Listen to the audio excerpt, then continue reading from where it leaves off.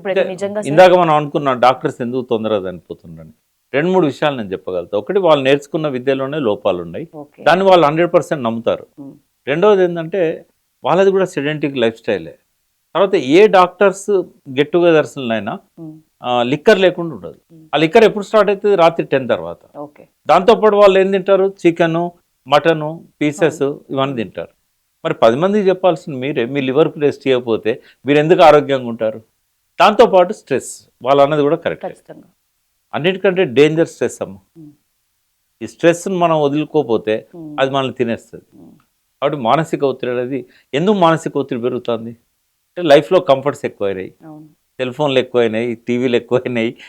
ఆ టీవీలలో చూసే లైఫ్ స్టైల్ మనకు కావాలనుకుంటాము. ఉమ్, డబ్బు కోసం పరిగెత్తడం ఎక్కువైంది, ఆశలకు అంతు లేదు, ఉమ్, కోరికలకు అంతు లేదు. డై ఎంటీ అని ఒక బుక్ ఉంది. ఉమ్. Die empty. ఎంటీ అంటే ఒక స్టేజ్ దాటాక you can wait for death. అంతే ఇక. మనకు ఈ రోజే రాత్రి మనం చనిపోతున్నాం, ఉమ్, రేపు పొద్దున నేను లేస్తానో లేవనో, ఉమ్, నేను చేయాల్సిన పనులు ఏమున్నాయని లిస్ట్ రాసుకొని అన్ని కంప్లీట్ చేసుకోవాలి. ఓకే. ఇంకా ఎప్పుడన్నా రాని, మరణం ఎప్పుడన్నా రాని. నేను రెడీ. ఒక ఇల్లు కట్టుకున్నాం, ఒక ఇల్లు కట్టుకున్న తర్వాత సాటిస్ఫై కావాలి కదా. అవును. మనకు ఫామ్ హౌస్ కావాలి, చుట్టూ 10 ఎకరాలు ఉండాలి, గులాబీ తోటలు పెట్టుకో. ఎందుకు ఇదంతా? 10 బెడ్రూమ్లు ఉండాలి. నువ్వు బతకడానికి ఎంత నెల కావాలి? పోయేటప్పుడు ఎవరైనా ఏం తీసుకుపోతారు? ఉమ్, అంటే ఈ ఆశలు, దాన్ని ఎక్కడో ఒకడ మనం స్టాప్ చేయకపోతే మనకు సరిపోతుంది, కంటిన్యూ అవుతుంది. కంటిన్యూ అవుతుంది. ఇప్పుడు స్ట్రెస్ తగ్గాలంటే మెడిటేషన్ చేయాలి. ఉమ్, ఇప్పుడు మెడిటేషన్ చేయాలంటే చాలామందికి ఆ మెడిటేషన్ అంటే ఏందో తెలియదు. ఆ ఏకాగ్రత, మనము పూజలు చేస్తుంటారు, పెద్ద ఎత్తున మైకులు పెట్టి అరుస్తుంటారు. ఉమ్, అది మనసుకు ప్రశాంతతనిచ్చేదే ధ్యానం. ఉమ్, ఈ మైకులు పెట్టి చెప్పేది ఆడంబరం. ఉమ్, అందరికి తెలవాలని పూజ చేస్తున్నట్టు, ఉమ్, నేను చాలా గొప్పగా దేవుణ్ణి పూజిస్తున్నా. ఇవన్నీ ఎక్కువైపోయినాయి అమ్మ. ఉమ్, ఎక్కడ మానసిక సమతుల్యత లేదు, ఉమ్, శారీరక సమతుల్యత లేదు, ఉమ్, ఆహార సమతుల్యత లేదు. 4 నియమాలు ఉంటాయి. ఉమ్. బెస్ట్ లైఫ్ అని అంటే బ్యాలెన్స్డ్ డైట్. బ్యాలెన్స్డ్ డైట్లో కార్బోహైడ్రేట్, ప్రోటీన్, ఫ్యాట్, వాటితో పాటుగా ఫైబరు, ఇవన్నీ కూడా ఉంటాయి, విటమిన్స్, మినరల్స్. ఉమ్, ఏది ఎక్కువ తినాలి, ఏది తక్కువ తినాలి? ఉమ్, కార్బోహైడ్రేట్, ఫ్యాట్ తక్కువ తినాలి, బట్ అవే ఎక్కువ తింటాం. ఉమ్. ఎందుకు అంటే ఆకలైనప్పుడల్లా ఏది పడితే అది లోపలేస్తుంటాం. సార్, ఇన్ని మార్పులు చెప్తున్నారు మీరు. ఇంత అవగాహనతో ఉన్న మీలాంటి వాళ్ళ వల్లైనా, ఇక ముందు కొన్ని కొన్ని సంవత్సరాల తర్వాత అయినా, ఒక బ్రేక్ఫాస్ట్ కోసం ఈక్వల్ టు ఒక టాబ్లెట్, లంచ్ కోసం ఈక్వల్ టు ఒక టాబ్లెట్, అన్ని మీరు అన్నట్టు సమపాలల్లో ఏది ఎట్లా అవసరమో అట్లా వేసుకునేలాగా, డిన్నర్ ఈక్వల్ టు ఒక టాబ్లెట్, అట్లా ఏమైనా వచ్చే అవకాశం ఉందా? ఉన్నాయి. ఇప్పుడు ఇప్పుడు మేము అవే తీసుకుంటున్నాం 20 years నుంచి. సార్ ఇప్పుడు ఉంటే అవే చెప్పేయండి సార్. ఇక కాదమ్మా, వైటమిన్స్ ఉన్నాయి. ఓకే. ఇప్పుడు మనకు మినిమం 13 వైటమిన్స్ ప్రతిరోజు కావాలమ్మా. ఓకే. నీవు తినే ఫుడ్లో అవి లేవు, కొంచెం కొంచెం ఉంటాయి. ఉమ్, ఇప్పుడు ప్రోటీన్ ఉంది. ఉమ్, మన బాడీ వెయిట్ ఇప్పుడు నేను 80 కిలోలు ఉన్నా. ఉమ్, రోజుకి 80 గ్రాముల మంచి ప్రోటీన్ నా బాడీలోకి కావాలి. ఉమ్, మంచి ప్రోటీన్ అంటే చికెన్, మటన్లు కాదు, ఉమ్, గ్రీన్ సోర్స్ కావాలి, లీఫీ సోర్స్ కావాలి, వెజిటబుల్ సోర్స్ కావాలి, దాల్స్ ఇట్లాంటివి కావాలి. పెసరపప్పులో ప్రోటీన్ ఉంటుంది, కందిపప్పులో ఉంటుంది, ఆకులల్లో ఉంటుంది, పాలల్లో ఉంటుంది. ఇట్లాంటి మంచి ప్రోటీన్ కావాలి నాకు. బట్ నాన్ వెజిటేరియన్ అందులో అమైనో ఆసిడ్స్ అనేటివి ఉంటాయి. ఓకే. ఎసెన్షియల్ అమైనో ఆసిడ్స్ లేకపోతే నీ బాడీ బిల్డింగ్ కాదు. ఉమ్, అది మాంసకృతులు అంటాం కదా. అవును, మాంసం. మనకు ప్రతి కణం కూడా ప్రోటీన్ మీద ఆధారపడి ఉంటుంది, వైటమిన్స్ మీద ఆధారపడి ఉంటుంది. ఉమ్, ప్రోటీన్ బిల్డ్ చేస్తుంది, ఫ్యాట్ బిల్డ్ చేస్తుంది. ఉమ్, చాలా మంది అమ్మాయిలు 0 ఫ్యాట్ ఉండాలని చెప్పి అసలు అవును. ఫ్యాటే తినరు. అవును, తినాలి. అది చాలా డేంజర్. ఎందుకంటే మన బాడీలో 125 ట్రిలియన్స్ అంటే 125 లక్షల కోట్ల కణాలు ఉంటాయి. ఉమ్, ప్రతి కణానికి అవుటర్ లేయర్, ఇన్నర్ లేయర్ ఫ్యాట్తోనే తయారవుతుంది. ఫ్యాట్ తీసుకోవాలి, కానీ గుడ్ ఫ్యాట్ తీసుకోవాలి. ఓకే. omega-3, omega-6, omega-9 అని ఉంటాయి. ఉమ్, omega-3 is the good fat. Um, omega-6 కూడా మనకు అవసరమే. ఉమ్, ఏది ఇప్పుడు LDL అంటే బ్యాడ్ కొలెస్ట్రాల్ అంటారు, తప్పది. Um, it is nothing, it is bad cholesterol కాదు అది. ఉమ్. బట్ ఎప్పుడైతే దాని మోతాదు మిస్తుందో అది బ్యాడ్ కొలెస్ట్రాల్ అయితే. ఏదైనా ఎంత సరే, ఏదైనా అతిగా పోతే ఏదైనా బ్యాడ్ అవుతుంది శరీరానికి. అంతే. ఉమ్. బట్ మనకు తెలిసి కూడా ఇవే రిఫైన్డ్ ఆయిల్స్ వాడుతున్నాం, హైడ్రోజనేటెడ్ ఆయిల్స్ ఏ వాడుతున్నాం. Oils better sir?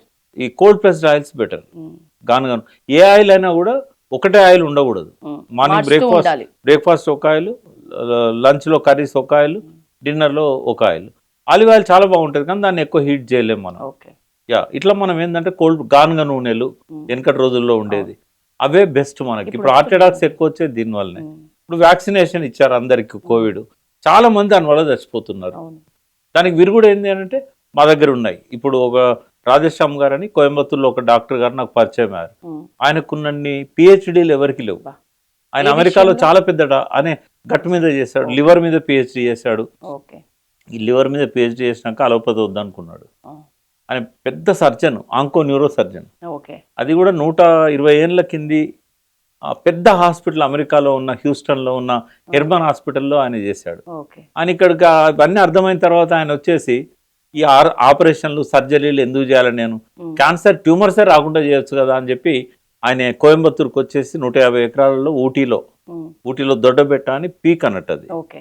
మనం వ్యూ చూస్తుంటాం. అక్కడికి 15 కిలోమీటర్ల దూరంలో అడవులలో మొక్కలు మెడిసినల్ ప్లాంట్స్ పెట్టి అక్కడ నుంచి ఈ ఇంగ్రీడియంట్స్ అన్ని తీసుకొచ్చి ఓకే. ఒక 2500 రకాల జబ్బులకు ఏ రకమైన సైడ్ ఎఫెక్ట్స్ లేకుండా ట్రీట్మెంట్ ఇస్తున్నాడు.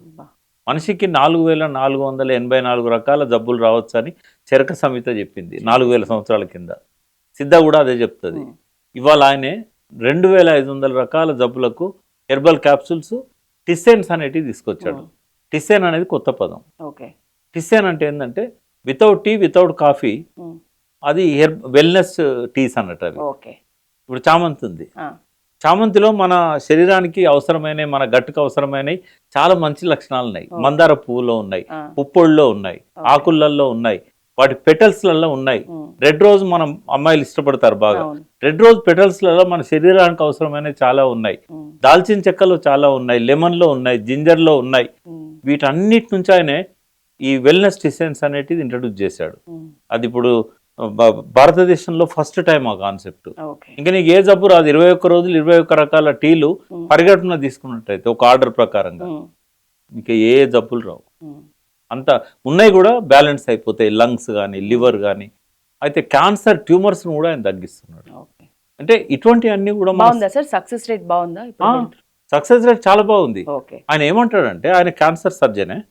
అయితే ఆయన ఏమంటాడంటే, ఇండియన్ డాక్టర్స్లో చాలా మంది ఇక్కడ చదువుకున్న వైద్య విధానాన్ని బట్టి, వాళ్ళ అనుభవాలను బట్టి, వాళ్ళ ప్రొఫెసర్లు చెప్పిన దాన్ని బట్టి వాళ్ళు ఓన్లీ రెండింటి మీద ఆధారపడి క్యాన్సర్ అని డిసైడ్ చేస్తారు.